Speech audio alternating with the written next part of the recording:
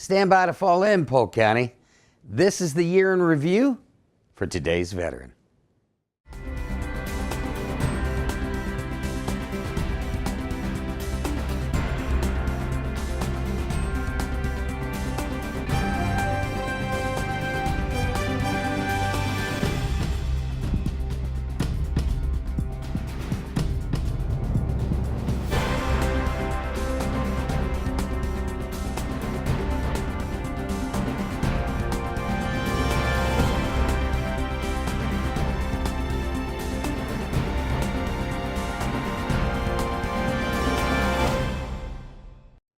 Hello and welcome, and on behalf of everyone at Polk County Office of Veteran Services, thank you for joining us. I'm your host, Brian Lacey, sitting in for Tim Kirkhart, and on this installment of Today's Veteran, we take a look back at some of the most memorable interviews and features from this past year. Expunged U.S. Veterans is a nonprofit organization based in Tampa that helps men and women who served seal and expunge their minor criminal histories at no cost.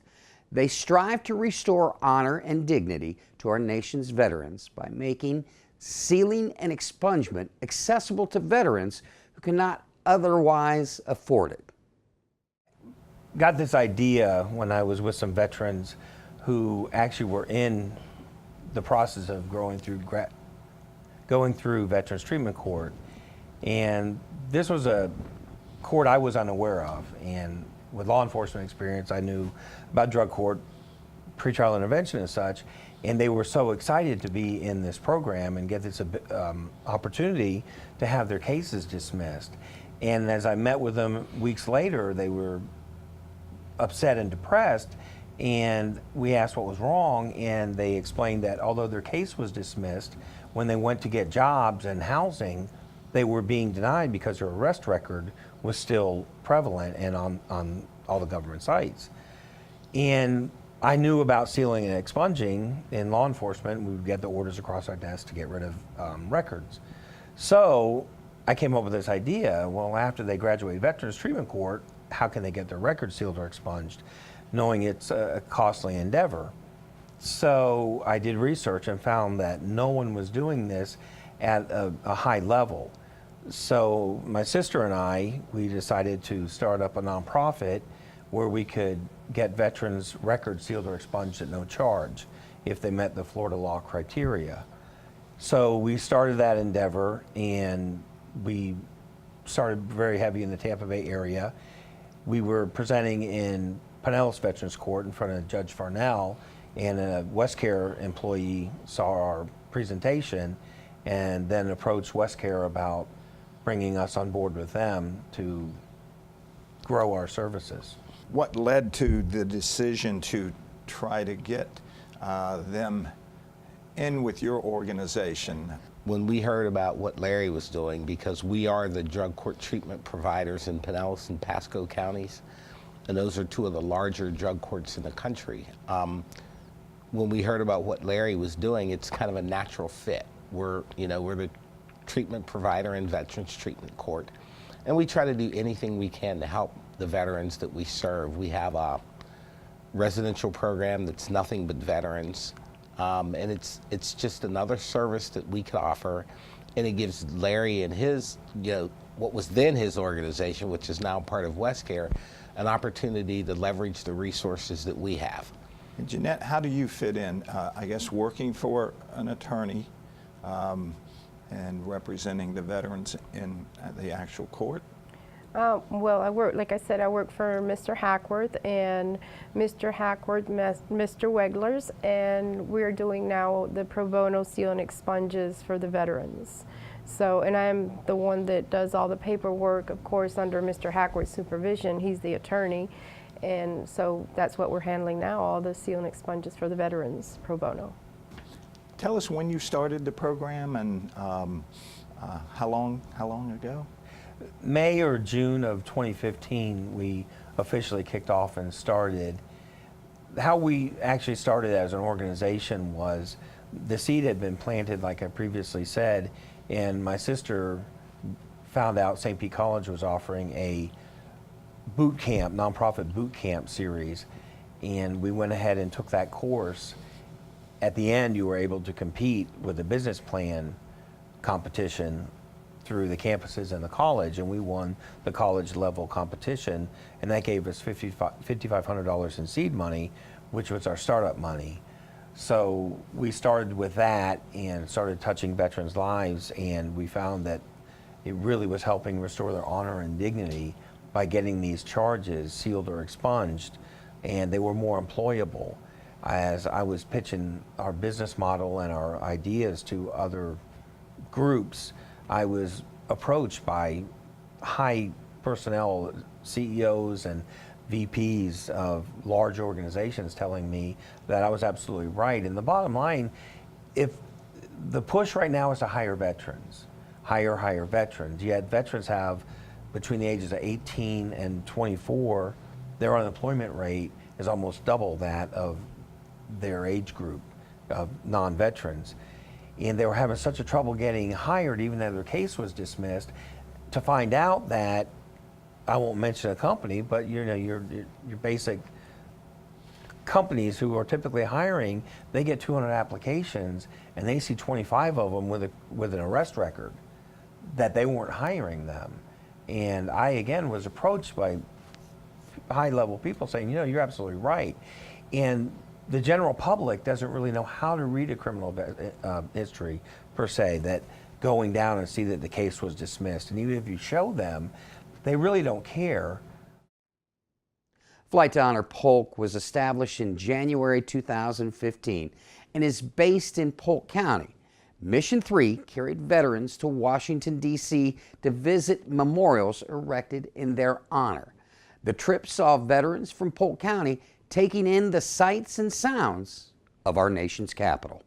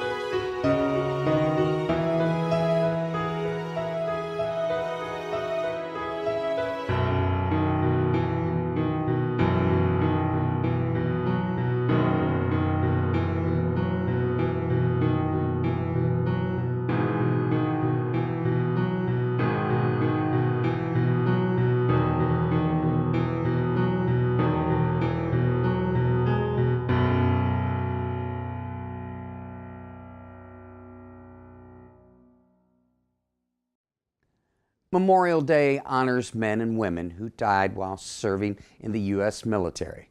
Many Americans observe Memorial Day by visiting cemeteries or memorials, holding family gatherings, and participating in parades. One such memorial is Remembering Heroes. Remembering Heroes, Then and Now, honors the memory of 3 individuals who paid the ultimate sacrifice and died during the Vietnam and Afghanistan wars.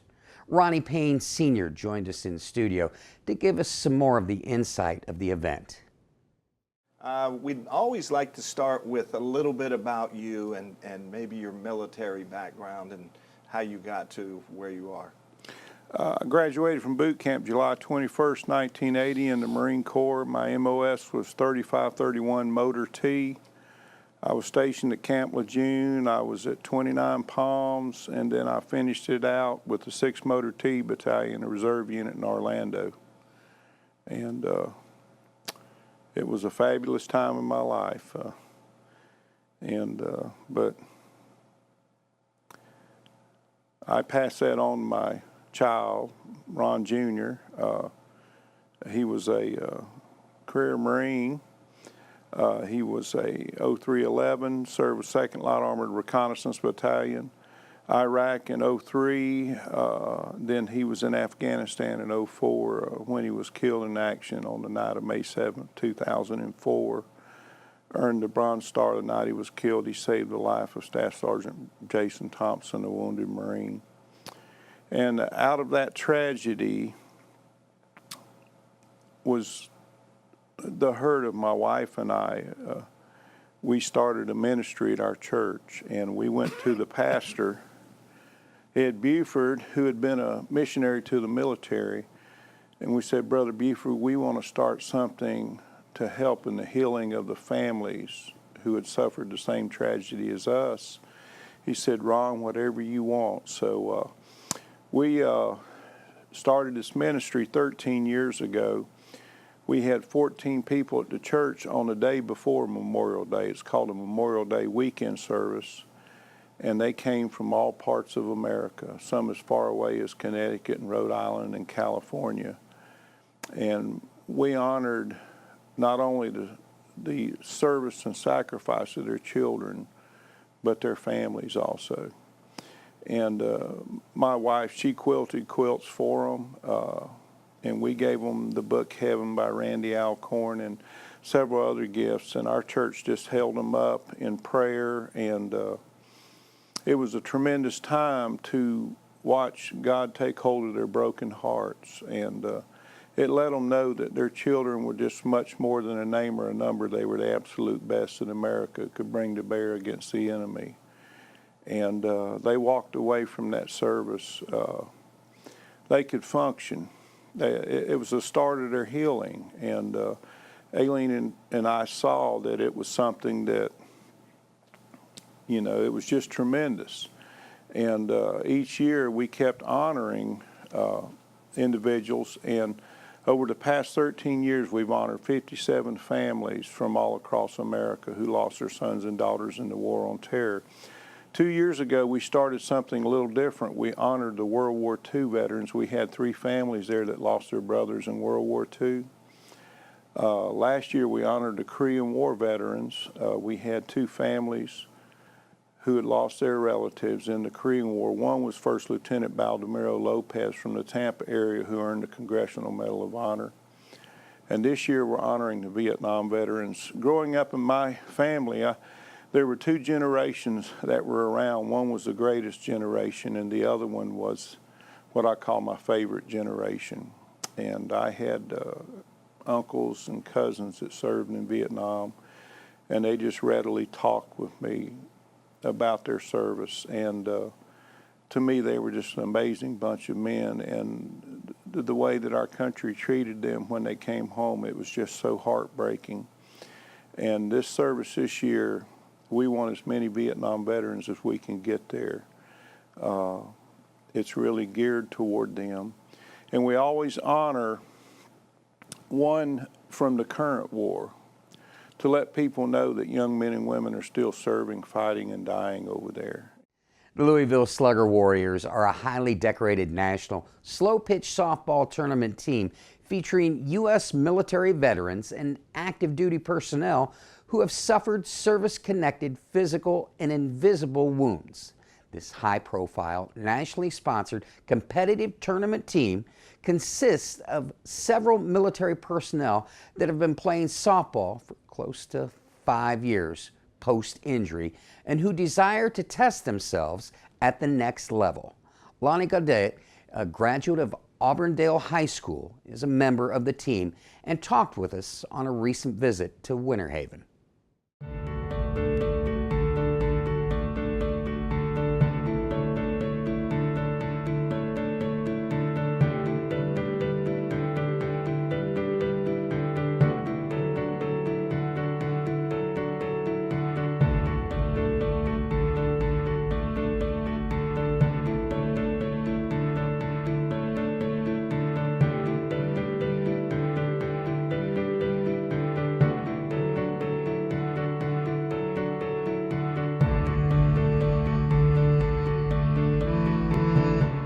What we have here is we have players from the National All-Star team. That's the best players selected from the teams, and they're going to play the Louisville Slugger Warriors in this game, which means a whole lot because the Louisville Slugger Warriors are such an inspiring team.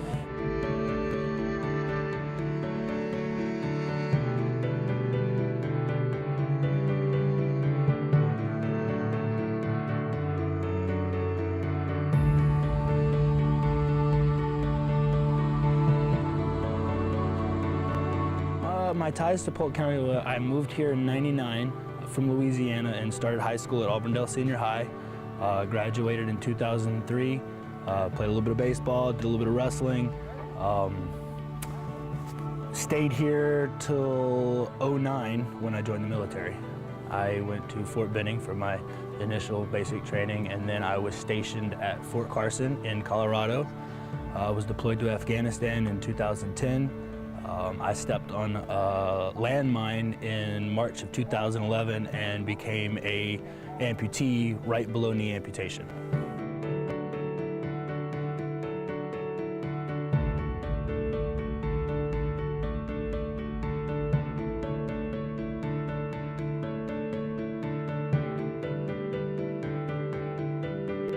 So I rehabbed in San Antonio through the CFI, which is the Center for the Intrepid. It's a great facility, awesome staff. They push hard. From day one out of the hospital, they had me doing battle ropes in a wheelchair. And then from there, it was keep moving forward. You know, it was just kind of get your ass in gear or you're not going to go anywhere. Some guys don't ever go anywhere, and that's the downside of these kind of injuries. But you can either be defined by it or you can define it. And you take that choice. I made the choice to define my injury, and since then I've moved on with softball and now playing competitively with this traveling team of other veterans and amputees who are going around the country and, you know, giving it all we got to show people that, you know, if you want something bad enough, you'll find a way to accomplish it.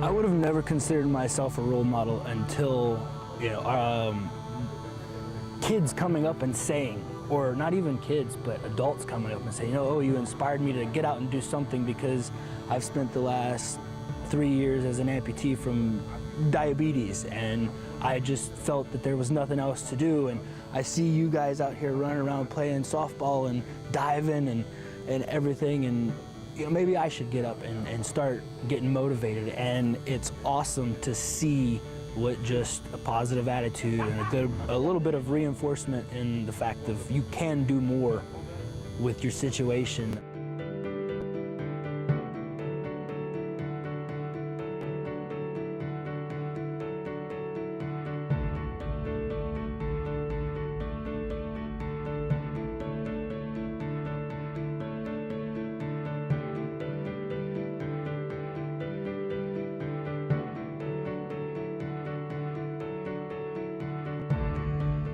having Louisville Slugger as a sponsor is a privilege. As a kid growing up, what did you swing? Wooden Louisville Slugger bat. Everybody knows the brand, so as a kid growing up, that was the coolest thing. You know, if you had a Slugger bat, you were a baseball player. And now I play for a team that's sponsored by something I loved as a kid. So to me, it's a privilege to be able to enjoy somebody willing to give us the ability to go out and do what we love. And they're doing it with just as much passion as our fans. They love the fact that we're willing to push, and they're pushing us to push their label, their brand. We all have that same sense of drive, determination, refuse to quit. That's why we made it through our rehab, and it's why we're doing what we do. And when we're out here, we don't have to talk about it. We get to just play. Everybody else can look at our injuries and say what they want to, but we know what we're capable of, and they can just sit in awe and watch what happens. This is fireworks. And we want to show people that we are just a team. We're not amputees. We're not guys with visible wounds. We want to just show people that we can still play and not be looked at as, you know, oh, well, maybe we should take it a little easy on it, because we're not going to take it easy on you.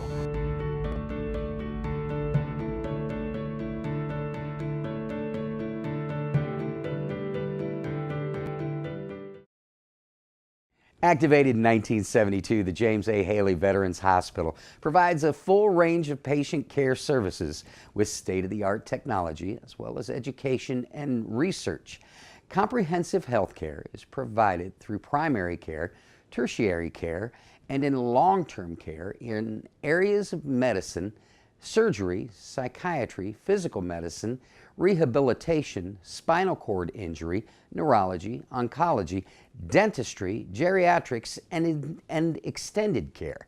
Joe Battle, Medical Director of the James A. Haley Veterans Hospital and Clinics in Tampa, talked with us about what veterans have available to them. We were talking about, excuse me, some of the priorities, and one is improving timeliness of service. Can you tell us something about that? Sure. One of the things we have is we want to make sure veterans get the care right away. And we've implemented same-day services at the hospital. In fact, we were one of the first VAs to do that. But if someone has a need or calls in, you know, we're going to start working that need that day. Now, that may be an appointment. We may tell you to come to the ED. It may be a prescription refill. It may be responding to you with our online service. You know, veterans can sign up for My Healthy Vet, and we can communicate electronically. But we're going to start working that veterans' needs the day they call in. Okay. Tell us a little bit about My Healthy Vet and how that works. Well, it's a great system. It allows veterans to access their providers and access the VA electronically through the internet. Anybody that's enrolled in the VA can sign up for it. And once you do, then you have access to your providers. You can get into your medical record and look at parts of your medical record. You can make your prescription refill request. You can talk to your provider. There's lots of things you can do. You can request other services. Many things you can do with My Healthy Vet that makes it easier for veterans to access us and get what they need. So we encourage everybody to do it. My Healthy Vet is another fabulous program. Yeah, we're very excited about it and very happy we're able to provide that. With that in mind, and this is not on the agenda, a lot of veterans now are, well, they're in the benefits section, which is not health care. Right. But My Healthy Vet ties into that also. When they file a claim for benefits, of course, the VA encourages e-benefits. Yes. And then they can follow up on My Healthy Vet. Yes. And I've had nothing but good things said about that. Yes. Except sometimes they will be able to access things that I, as a veteran service officer, am not able to see, especially Right. through health care. Yes. So is that system working? I mean, I know you don't do benefits, but Right. But the My Healthy Vet that kind of ties into it. Well, yeah, you know, the e-claim process, well, as you said, is not my expertise. You know, the veterans that are able to get their claims through that process, it speeds it up dramatically. One other thing, and again, I don't think it's through you, it's the C&P examination. Yes. Are the veterans able to call in and have a C&P scheduled on their own, or is that in your area? Yeah, that is in my area. Okay. We do C&P exams for the VBA. Okay. And what happens is the VBA will send us a veteran's claim and tell us what things they want us to medically evaluate for that veteran.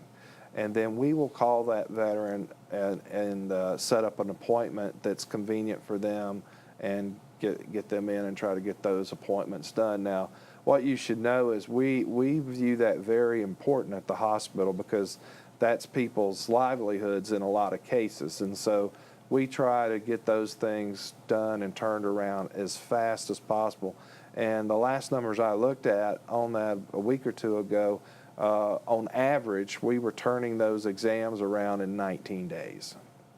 Tremendous. So now some take longer. If people have like 20-something different evaluations, you know, it's going to take longer than somebody that has one or two.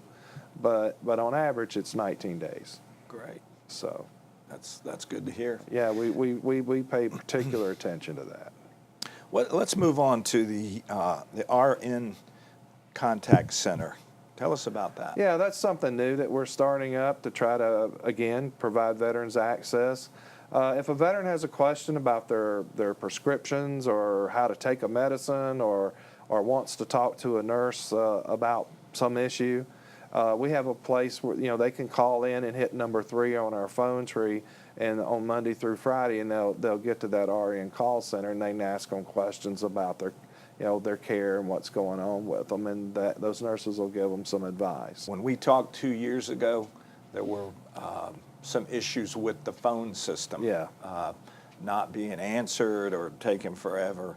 What's happening with that? What's an update? I appreciate you saying that. You know, we've made some improvements there, like starting the RN call center was one of those things to try to make sure that people get to talk to someone when they need to. I won't tell you we've got that fixed yet. We're still working on it. We'll fix one area and then another one will pop up sometimes.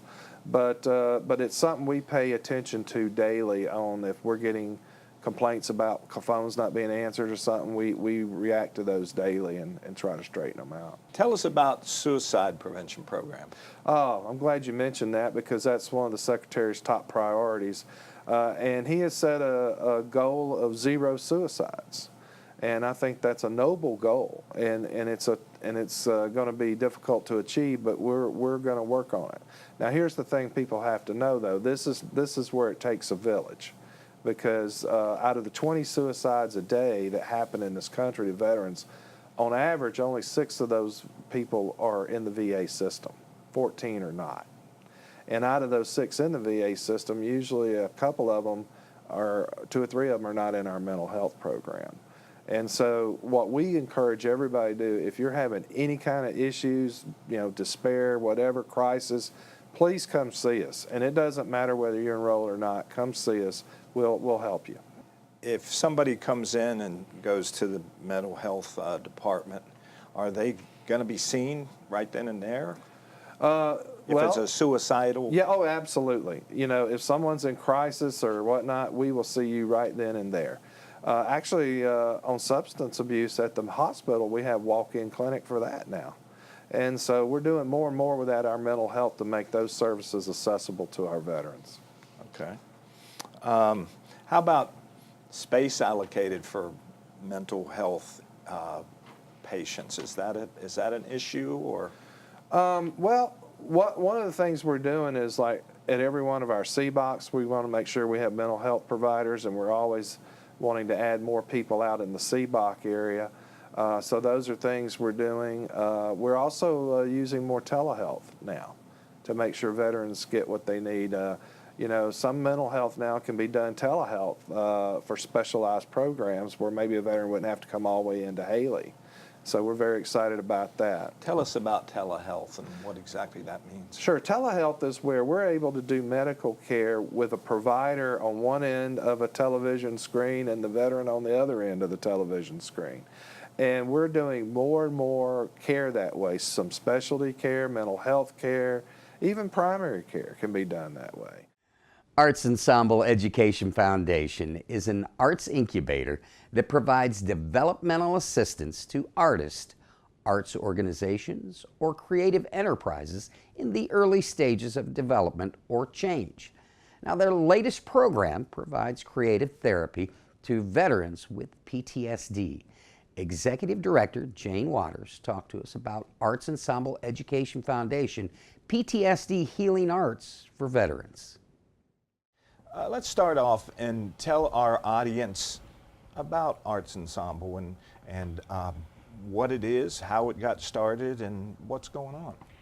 Arts Ensemble Education Foundation is an arts incubator, and we began about 12 years ago in the community of Eloise. We were in an old citrus factory, and we literally took over 1/3 of the factory and made it a residential art studio.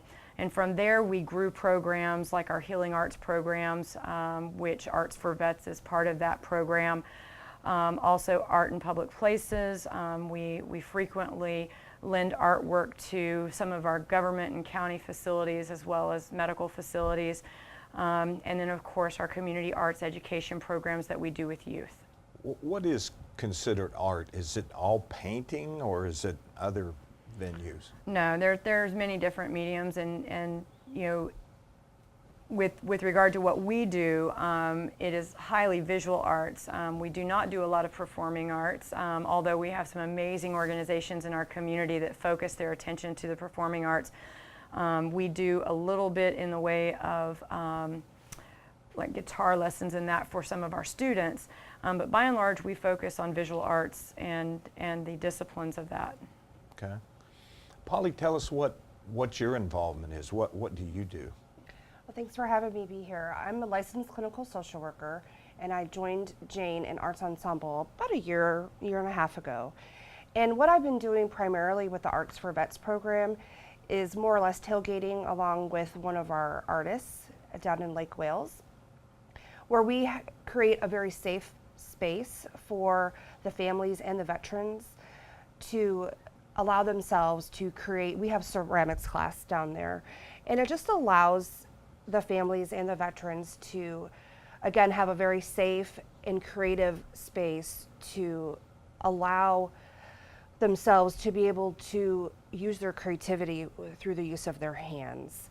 And more or less, my interaction is building rapport with them and allowing myself to be able to provide any additional resources if necessary to the families and to the veterans themselves. The relationships are the most important that I have found being able to be down there. Being the overall, it's just a very powerful experience in and of itself. Being able to see just the ease that they have that overcomes them, and the process that they're going through is amazing.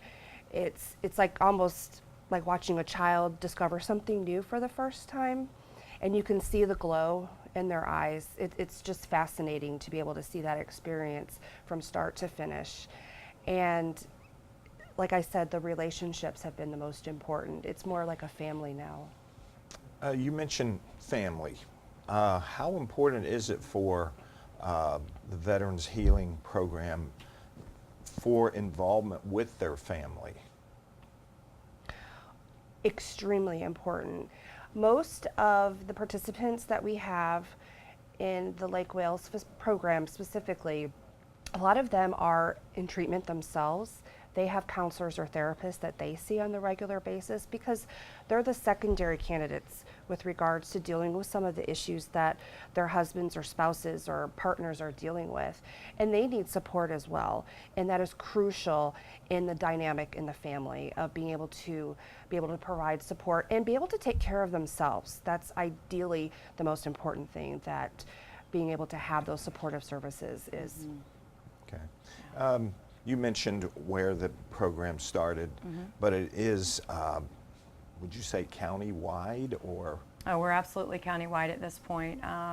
We have a program was sort of our pilot program really at the Lakeland Vet Center, and that's been ongoing now for about 2.5 years. We were afforded the opportunity through a grant through the Florida Veterans Foundation to expand the program on the east side of the county, and it gave us the ability to open 3 new centers.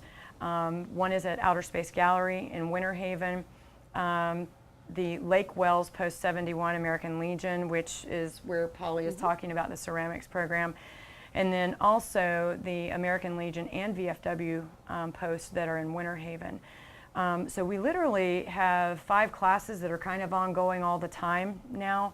The east side of the county, however, it's our newest program. And when I say newest program, they're all our newest programs on the east side of the county. And again, that fund that we were given made it possible for us to open those. So we're watching those grow, and it's a slow process in getting these programs here because, as Polly mentioned, they have to be safe environments. We're dealing with men and women who aren't certain that this is what they want to do when they get there, and so it's very interesting to watch. You know, a guy come into class who is dealing with some stuff and he lets it go in the middle of clay. And about the 3rd class in, I think is when they start to realize that it's working in a different way than they thought it would. You know, I think they're forced to go there by their wives, I'm just saying. But by about the 3rd class, they start to see the difference of being able to let it go for 2 hours through the arts. So. The Lakeland community-based outpatient clinic opened in the Bartow area in 1998 and moved to Lakeland in September of 2000 and relocated in Lakeland in November of 2008. The CBOC was established to provide comprehensive primary care services to veterans who reside in Polk and surrounding counties. Dr. Vanessa Osting, Chief Medical Officer in the Lakeland CBOC, talks about the facility and some of the programs available. Well, tell us about the Lakeland CBOC, and that's community-based outpatient clinic. We're sort of satellite office to James A. Haley. There's several others, Brooksville, Zephyr Hills, Newport Richey. Ours is obviously located in Lakeland, Polk County. It's the fastest growing one at this point in time. We have over 10,000 patients that we service presently, and we have 11 primary care providers. So we're pretty busy. We're seeing probably 8 to 10 new patients still a day, and it's been like that for well over a year. And did you say how many physicians that you have on staff? I did. There's 11 primary care docs. I'm kind of a hybrid, so I do mostly rheumatology, but I do see a few primary care as well. That's the amount of physicians we have. And then, of course, we have the telehealth, which Director Battle probably mentioned. And then we have a lot of ancillary services as well. Okay, tell us about the telehealth, because he did mention that, and he's very gung-ho about that. Telehealth is when you're basically in one location and you're communicating on video to another location. So August 3rd, I think, was sort of the formal unveiling to the president from Director Shulkin, who's our VA secretary, on exactly how that works. It's pretty cool. But August 3rd, Director Shulkin showed President Trump basically a telehealth session from DC to Oregon. And it works like that from Lakeland to Tampa. So for instance, if you have a diabetic patient who maybe needs a little bit closer look with endocrinology, who's the diabetes specialists, they meet once a week or however frequently the physician feels it's appropriate, and they'll manage their care over the video. Telehealth, other telehealth clinics include dermatology, which is fantastic. Most people can't just run over to Tampa for a rash that comes and goes.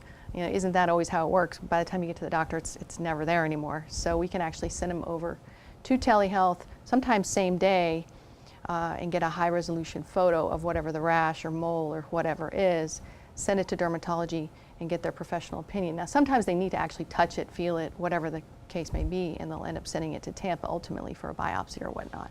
But it's a great triage tool, and it's a great way to get that expert eye on whatever the problem is. It's worked out really well. Okay, tell us about the PACT. How does that work? Patient Line Care Team is a newer concept within the VA and really all of national health care. Tampa in particular, especially Lakeland, they've kind of been national leaders in this concept. The idea is that you have a provider and they are equipped with an LPN, a clerk, and an RN. And they work as a team. You know, many times a patient may have a question, a concern, and they don't actually need to talk to a physician about it. They may need a pharmacist, and we have 2 of those on site, or we may need them to talk to the nurse a little bit more before we see them face to face. It's a great way to sort of work in a concerted effort, take care of the veteran's needs. What if a veteran has an emergency? Do they call the Lakeland CBOC, or how does that work? Yeah, that's a great question. It comes up a lot. I mean, if it's an emergent situation and they're in the clinic itself, we actually call 911 and they get transported over to Lakeland Regional Medical Center. At that point in time, we usually notify James A. Haley, and we have a concerted effort to either take care of the veteran's needs locally, if it's like, say, a quick thing, and if it looks like it's going to be a lengthy stay, sometimes they'll actually transfer them over to James A. Haley. That's if they're coming from the clinic itself. If you're in an emergent situation, and you're having a droopy face and you're worried you're having a stroke, obviously we don't want you driving all 45 minutes all the way over to James A. Haley. You're going to go to the nearest ER you can, and then if you can get somebody to call us, that's always helpful so that we can help with that coordinated effort to transfer you over or let you take care of the needs locally or whatever is clinically appropriate. Okay. That does come up. That's a great question. What about pharmacy services? You mentioned you have 2 pharmacists. Are there drugs dispensed at the CBOC? Yeah, great question. We have 2 clinical pharmacists. We don't have a dispensing pharmacy. That may happen in the new building eventually, that hopefully we'll get here in the next 5 to 10 years. But clinical pharmacists help, again, with that patient-aligned care team to help us manage hypertension or sometimes diabetes, or a Coumadin clinic is a big one. They can actually meet with the veteran and adjust their Coumadin levels how they need to, or work in concert with the physician to better manage that diabetes or that hypertension. It's just another layer of help and support the veteran has to get that coordinated care. Tell us about the MSK clinic. How does that work? Yeah, MSK is something I created with main campus. I actually originally flew out to Salt Lake City. They're the ones that kind of started this concept. They have a very large MSK program, and so does the San Diego VA. The idea is that we bring the services to the veteran locally where they need it. This is a shoulder and knee clinic, because shoulders and knees are probably the most common articular complaints that, you know, everyday folks have. The Iraq and Afghanistan veterans of Polk County, in conjunction with the Polk County Veterans Council, holds a yearly warrior walk around beautiful Lake Hollingsworth in Lakeland. The purpose of the event is to honor our U.S. soldiers, sailors, airmen, and Marines who have been killed in action while serving during Operation Iraqi Freedom or Operation Enduring Freedom in Afghanistan. Here are some of the sights and sounds of this past year's event.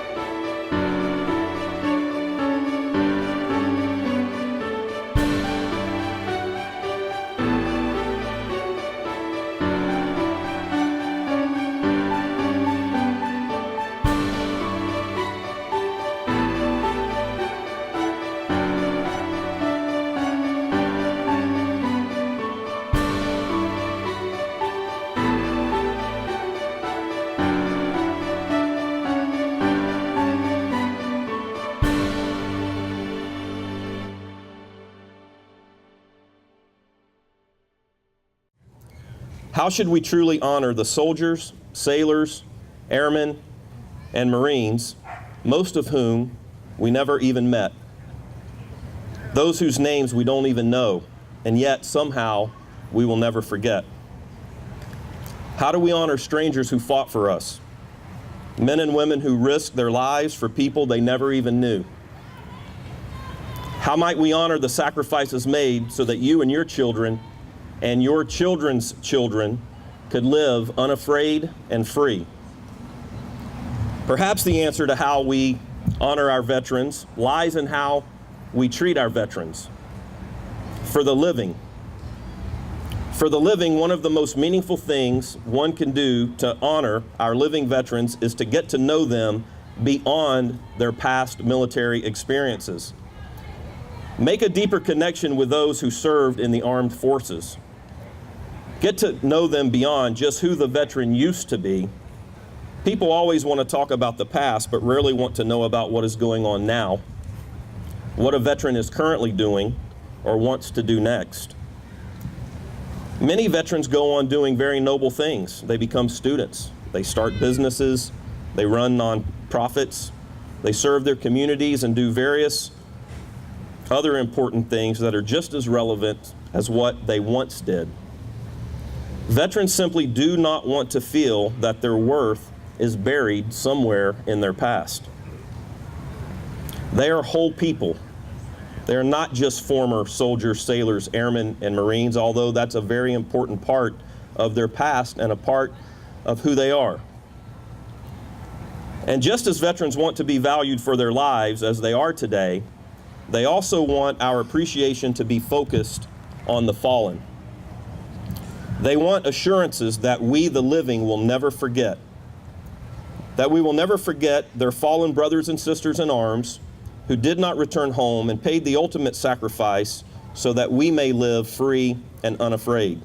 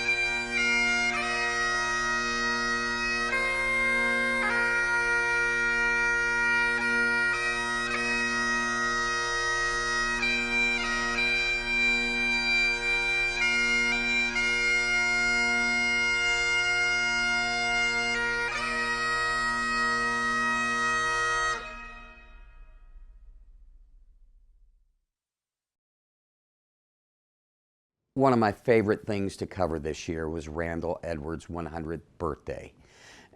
When he turned 100 years old, family and friends threw a little birthday party for him at the club at Eagle Brook. Now, Edwards served in World War II as a Navy radioman, first class, aboard the USS Canopus, a submarine tender in the Philippines. In 1942, Edwards joined over 1,200 Allied personnel taken prisoner by Japanese soldiers and served 3.5 years as slave labor at the Mukden prisoner camp in northeast China. When Wainwright surrendered Corregidor and the rest of the Philippines, the Mindanao, all those islands down south, on May the 6th.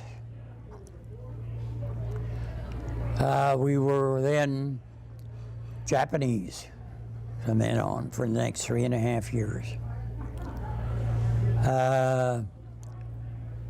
The 1,500 men that I was with were sent on the Totori Maru Japanese transport. 1,500 Americans and 1,500 Japanese soldiers. We went in and out of Formosa, Taiwan now, a goodly number of times, dodging our submarines shooting torpedoes at us. And they missed us a couple of times, very close, but they missed, fortunately. The Japs finally decided that the POWs, although we were not POWs, we were slave labor. We had been sold to the MKK Corporation as slave labor to do something in Manchuria. We went to Mukden, Manchuria. Now Shenyang, China, incidentally. We were up there, got up there November 11th, 1942. Raining, no protection, open body trucks, hauled out to the prison camp where we were spent the first winter. We were put to work building a machine tool factory to manufacture 1923 model Brown and Sharp automatic shoe machines. We took that machine apart a piece at a time, made blueprints, started manufacturing it. We did everything in our power to continue fighting the Japanese. We screwed up as much as we dared and still to stay alive on all the machine tools that we were operating. I started as a draftsman. I couldn't draw a straight line, even with a ruler. Then they put me on the lathe, and I kept making parts undersized where they couldn't use them. Then they put me on the shaper. I kept breaking machine tools, digging into the work that was going back, smoothing it out. They put me on a grinder. I kept breaking the grinding tools. I ended up outside hauling pig iron in ingots down to the foundry to be heat treated. And that's where I spent the rest of the time. We had lots of incidents in the factory. One of them, a Korean girl, got caught fornicating with an American soldier. They chopped off her head. 3 men escaped from the camp. They caught them 3 days later, brought them back into camp, lined up the entire camp, put machine guns all around us, just to be sure we didn't do anything, and beat them to death. Well, I can't say that they beat them to death for sure, but they drug them out by feet first when they left, and we never saw them again. So we assumed that they beat them to death. It was unmerciful anyway. Well,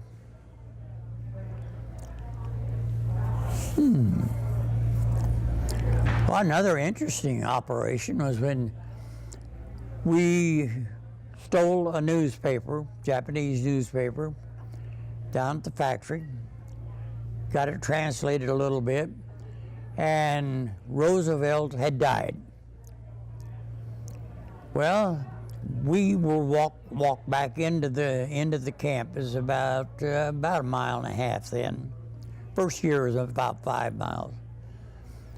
And one of our guys asked a Japanese guard, "Why did Rosa die from?" Well, the hit the fan. Pardon me. You'll have to erase that one. They tore that camp apart. Every stitch of clothing we had would either been slit or just wadded up. Every little thing we had on a shelf above us, that our toilet gear, everything, they ripped it apart looking for the radio that we didn't have. We got it down at the factory.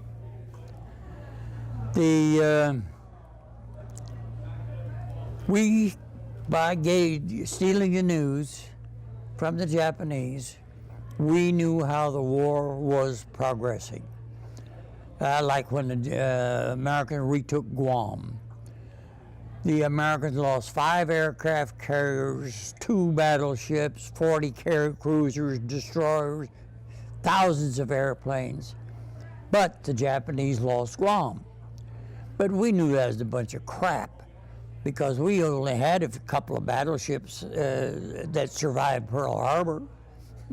We only had 5 aircraft carriers in the entire Navy when the war started. But we knew they were coming anyway. And I guess it was,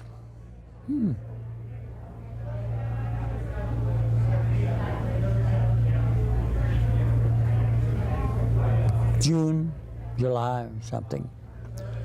We heard they had invaded Okinawa. And we knew where Okinawa was, and we knew what was coming next. And we were expected to die. The Japanese had issued orders. If the Americans ever invaded the main islands of Japan, the prisoners were to be executed summarily. We expected it. Nothing happened. I guess it was about August 14th, 15th, somewhere along there. We saw a 4-engine airplane fly across the southern end of our viewing area from the prison camp, and a bunch of colored parachutes came out of that airplane. Well, we knew that was wrong. They didn't play that kind of game. That night we had an American colonel sitting with his butt on the Japanese colonel's desk, and we knew that the war was over. If you'd like to see the rest of that interview, make sure you check it out on the PGTV YouTube channel. That's going to do it for this year-end edition of Today's Veteran. I want to thank you for joining us, and remember, for help and information regarding claims, benefits, services available to veterans and their families, call the Polk County Veterans Service Office at 863-534-5220 or log on to the Polk County website at polk-county.net. I'm your host, Brian Lacey, standing in for Tim Kirkhart, and we'll see you next year.